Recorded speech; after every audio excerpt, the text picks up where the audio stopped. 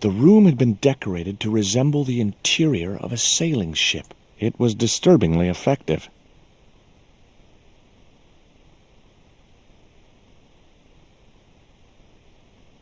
It was an old wooden barrel. Maybe it was from Ketch's ship.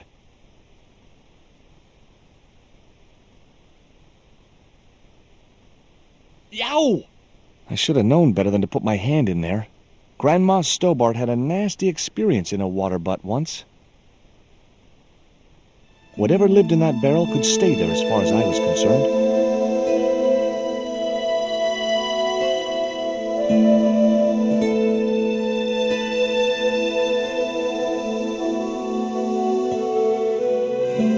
Captain Frederick Ketch, 1570. Around his neck was a cross. Maybe he was a part-time pirate. It was a shiny and very sharp-looking pirate's cutlass. It would have been easy to reach the cutlass and slip it in my pocket. It would also have been the most regrettable action of my life. Maybe that wheel was from Ketch's ship. Suddenly, I was 12 years old again. Hard a port, bosun! Aye, aye, Captain Stobart! She cannot take it, Captain! The lad's dead. Abandon ship! It was a ship's bell. 2 bells and all's well. Pirates were cool.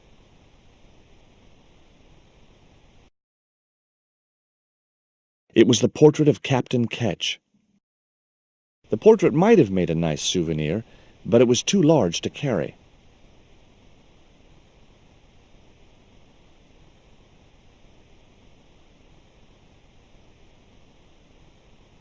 It was an actual pirate ship chart.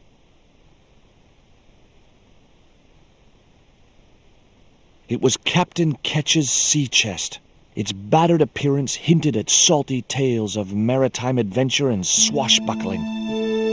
Long months at sea with a rum-sodden, mutinous crew, hardtack and scurvy. And this chest, full to the brim with Ketch's loot, pearls, diamonds, emeralds, and doubloons. On the other hand, it could have been full of spare blankets.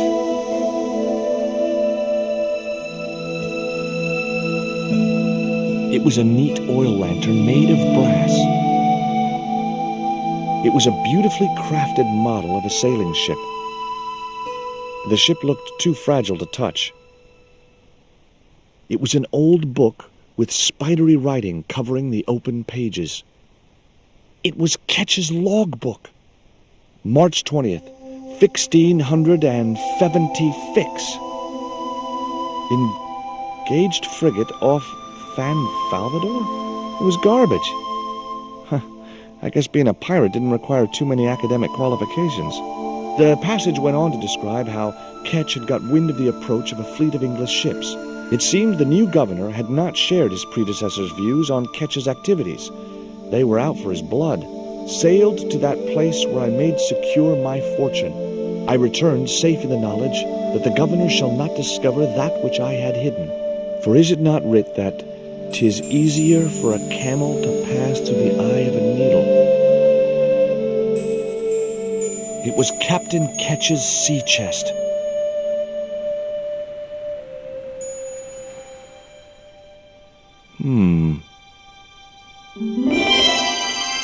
Surprise!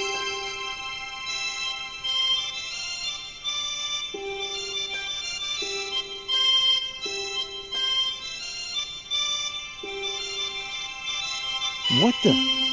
Who are you? I'm Emily. What were you doing in there, Emily? Hiding. What are you doing here? Grown-up stuff. Grown-ups? I'm never going to grow up, I'm not. You shouldn't be here. What's your name? I'm George. Pleased to meet you, Jaws. George. Jaws, Jeez. make your mind up. What can you tell me about Captain Ketch? That's him on the wall, in the picture. Yeah, I know. Scary-looking guy, huh? He was my great-great-great-great-grandfather. Yeah, You have his eyes. The top surface of the desk had a large recessed area set into it. I guessed it was intended to stop things rolling off in heavy seas. There was also an inkwell, and, a few inches away, a small hole with a feather placed in it. It was an indented well in the corner of the desk. I guess it was intended to hold ink, but it seemed unnecessarily wide. Maybe Ketch had used it to hold his rum bottles steady in heavy seas. It was one of those old pens made out of a feather.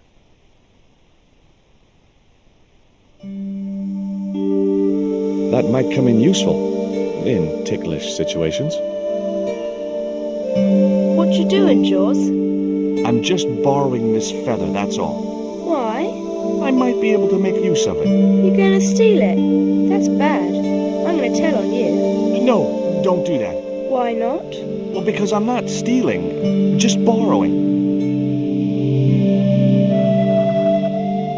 Why don't you run along and play? Aunt Mina told me. Stay out of mischief. Well, that doesn't mean you have to stay indoors, does it?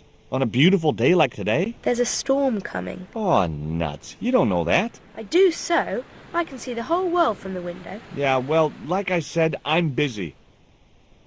Why don't you go play with Rio? I'm not allowed. How come? 'Cause Aunt Frost says I'm not allowed out of the house. That's why, Mr. Nosy Beak. Too bad.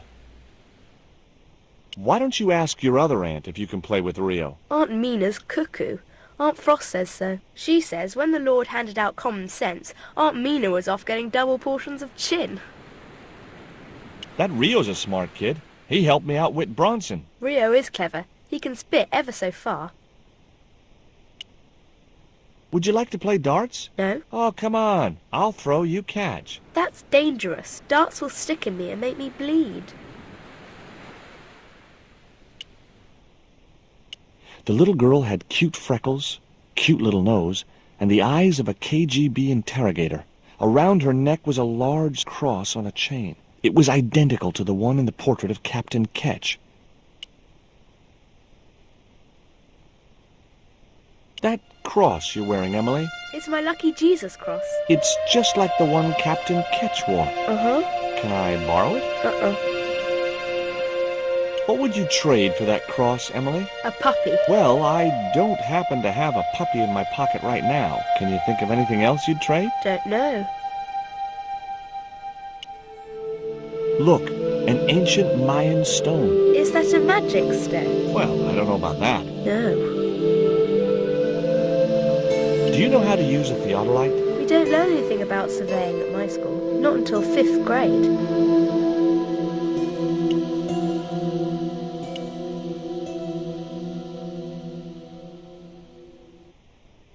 Okay, I've had my hands on an historical document. Now what?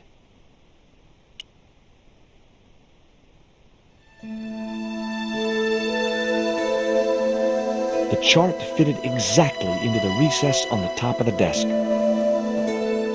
What you doing now, Jaws?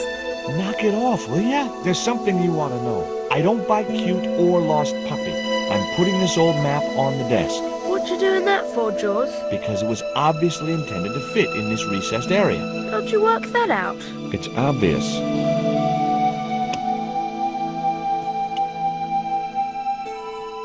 I bet you can't keep this piece of coal in your mouth for the next half hour. Could too.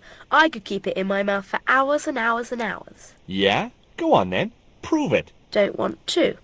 And if you try to make me, I'll tell Aunt Mina. The desk had obviously been cut to fit the chart. Or maybe vice versa.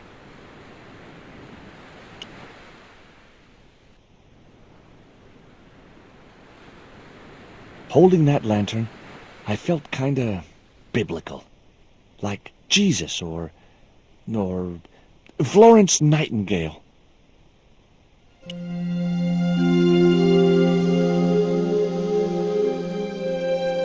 The lantern fitted so precisely in the inkwell, it could only be deliberate.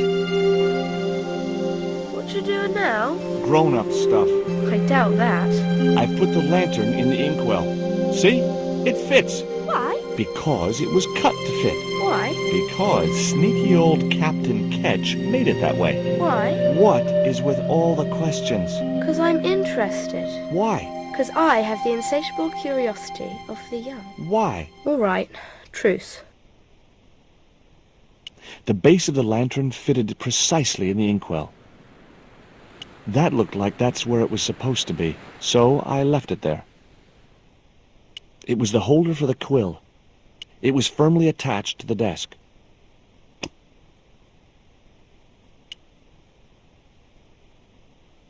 Before you ask, I've put the feather back. Are you happy now? Don't you want to steal it anymore? For the last time, I didn't steal it. That's your word against mine, and I'm the one with the dimples.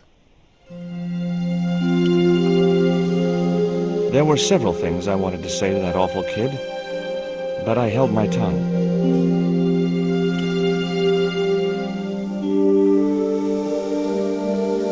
That was the way out to the front of the house.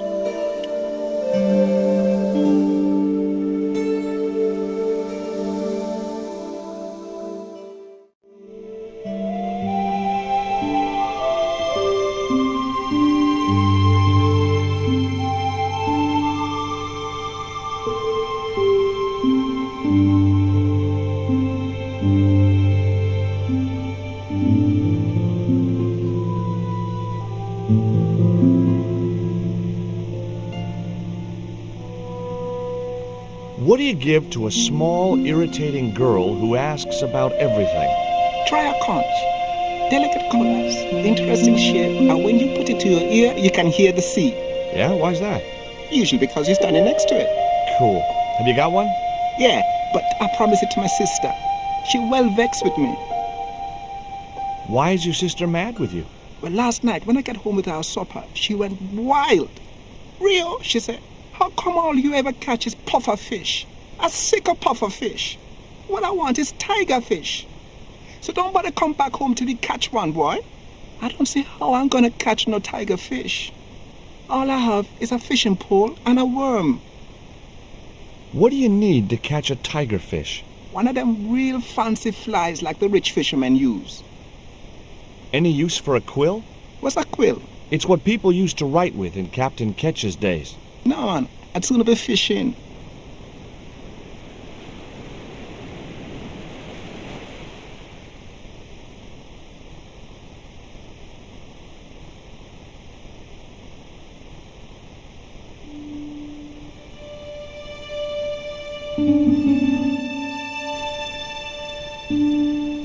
It was the quill I'd found in the Ketch Museum.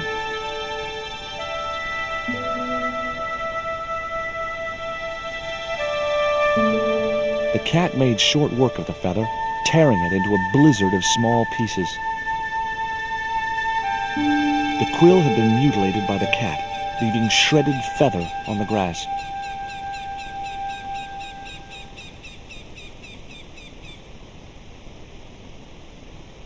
The quill had been torn into small pieces.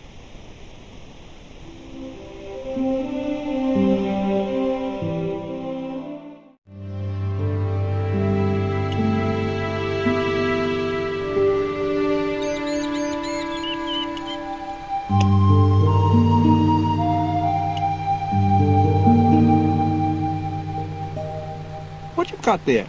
Hey, this is just what you need to make a fly. Thanks. Let's hope them tiger fish hungry. A deal's a deal. Here's a conch.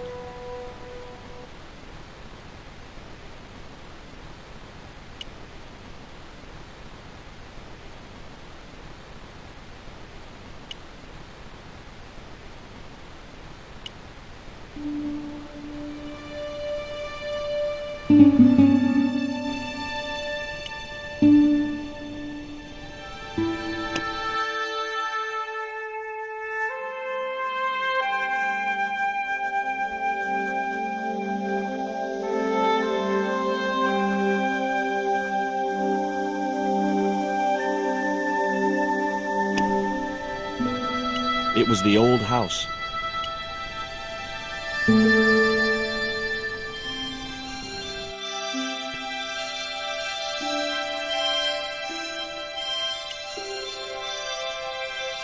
It was Emily. Short, cute, and irritating to know. It was the conch shell that Rio had given me. Here, I've got a conch. Would you like it? Dunno. Aunt Frost told me never to take presents from strange men. I'm not a strange man. Then why are you called Jaws? Jaws? That's a stupid name. I'm not called... Look, conch, pretty. Swap for the cross, yes or no? Right, this thing's going out the window. Okay, we'll do swapsies.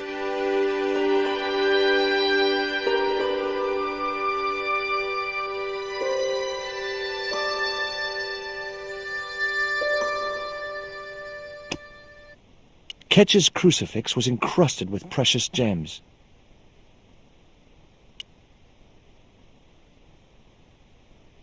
Ketch's cross slipped snugly into the penholder. Before you ask, I've put your cross in this little hole in the desk. Why? Impulse, mainly, with a dash of irrational intuition. Silly. Only women have intuition. The lantern cast a strong light over the desktop. The light cast a shadow of the cross. And the shadow fell precisely over a small, unnamed island shaped like a skull.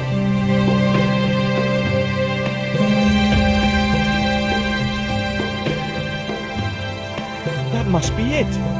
Ketch's Treasure Island. Uh-oh. That's Zombie Island.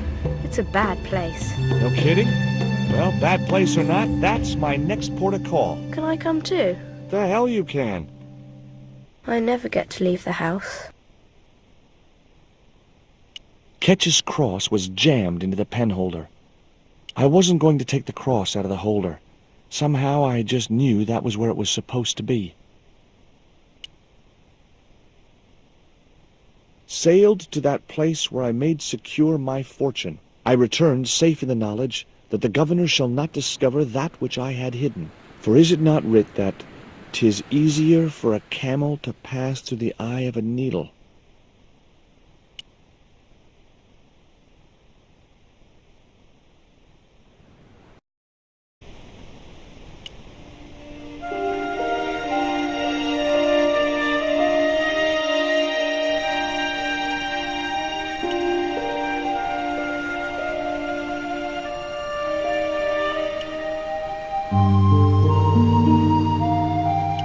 I wasn't going anywhere in that boat without Rio to sail her.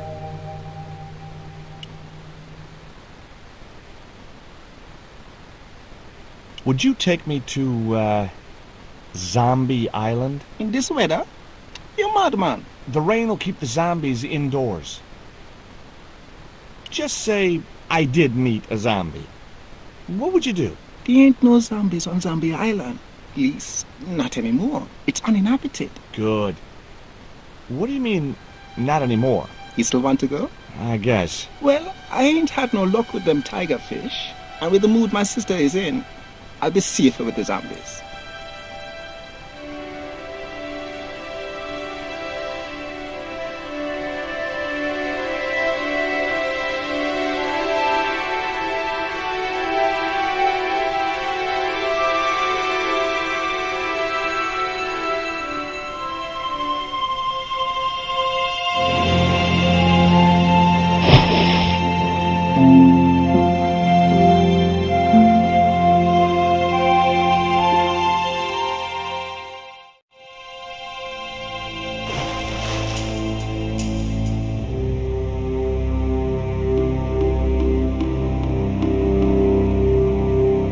So, this was Zombie Island.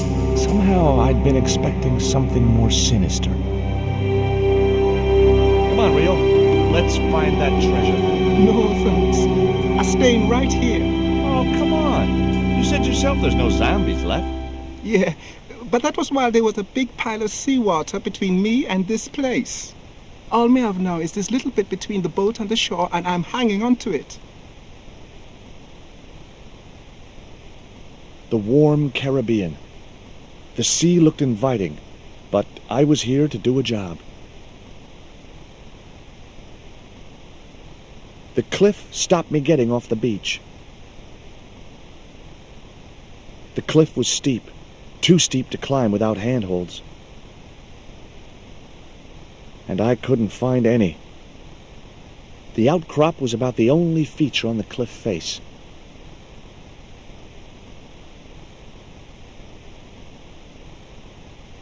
It was too high. I couldn't get up there. Rio's boat was strewn with fishing nets and tackle. It was Rio waiting patiently in his fishing boat. It was the boat that Rio had brought me in.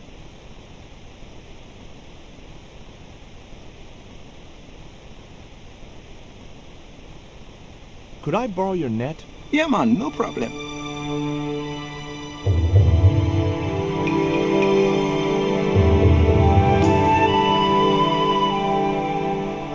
You planning on catching some fish?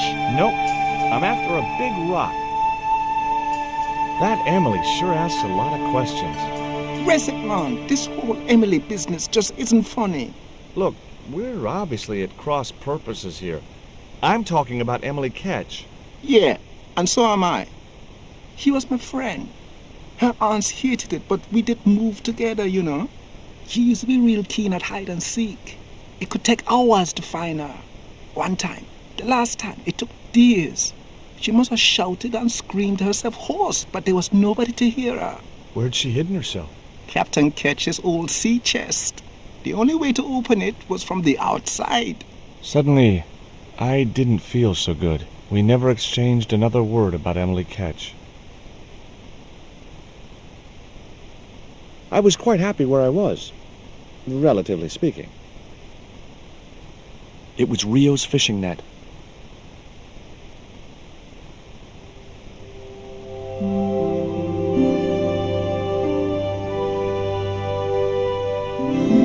Well, here I go. Wish me luck, Rio. Good luck, George. Watch out for the walking dead.